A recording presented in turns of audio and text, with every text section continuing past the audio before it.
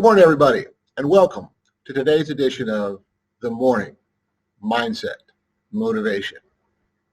Today, I want to talk a little bit about the book, Think and Grow Rich. If you haven't read it, basically what it was an individual interviewed several hundred very successful businessmen from the early 1900s and put together almost a how-to manual on how to adjust your thinking and how to approach your career so that you too could become rich. If I'm not mistaken, it's one of the best-selling business books of all time. And I've read it a couple different times. And with all the uncertainty that's going on in today's world, I thought it'd be a good time to pick it up again. I started reading it, and there's a story in the very beginning that kind of, in my opinion, kind of crystallizes probably why, I don't know the exact number, let's say 90%, 90 to 98% of all failures are typically caused by giving up too soon. The example in the book is about a guy back in the gold rush days who leaves his home on the East Coast, goes all the way to California to strike it rich. He buys a plot of land and actually finds some gold.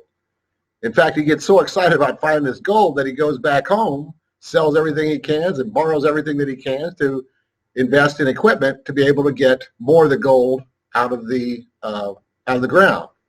Well, they do well. I mean, they start pulling the gold out, but at some point, it just kind of stops. It dries up. They can't find any more. So they plug on for a while, but eventually just give up. They find a guy there that literally sell their equipment for pennies on the dollar, and they pack up everything and go back home. Well, the guy who bought the equipment from him did one thing that this original gentleman did not, and he hired a geologist or an engineer to kind of assess this ground. And what they found out, it's called a fault line, where you've got the ore that comes down to a certain level, and then a piece of land or of the soil that has nothing. But then if you can get past the fault line, you find more.